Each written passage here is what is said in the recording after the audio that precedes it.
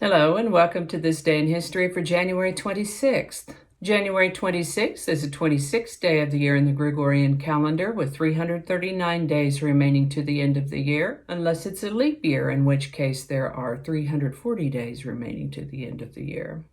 We're still looking at words that defy that I before E rule. You know the one. I before E except after C, or the sound of long A as in neighbor or way. Interesting that we have that rule from school, but most words that have IE defy that rule. The word we're going to look at today is conscientious. Conscientious is an adjective, which means meticulous or painstaking, following one's conscience or scrupulous.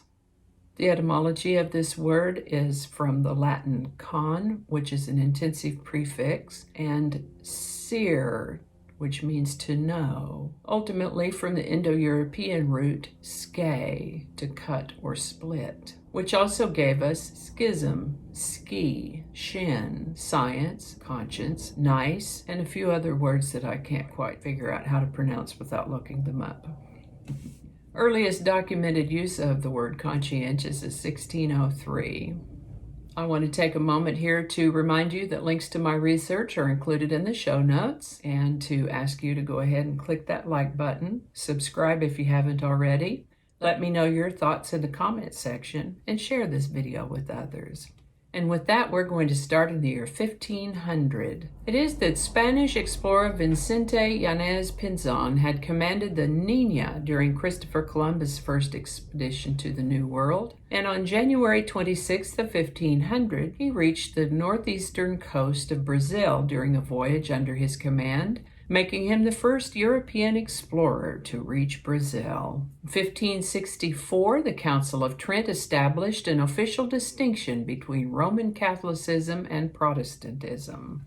On January 26, 1788, British settlement began in Australia. In 1837, Michigan was admitted as the 26th U.S. state.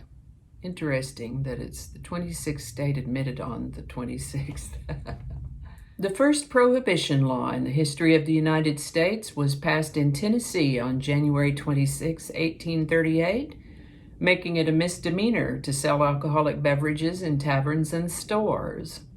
The bill stated that all persons convicted of retailing spirituous liquors would be fined at the discretion of the court, and that all fines would be used in the support of public schools.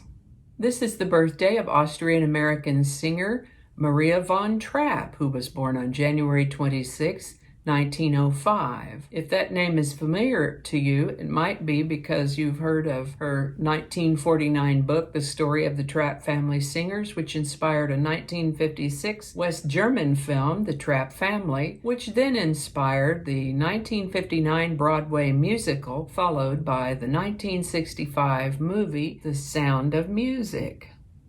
Maria died in 1987 at the age of 82. American actor and race car driver Paul Newman was born on January 26, 1925.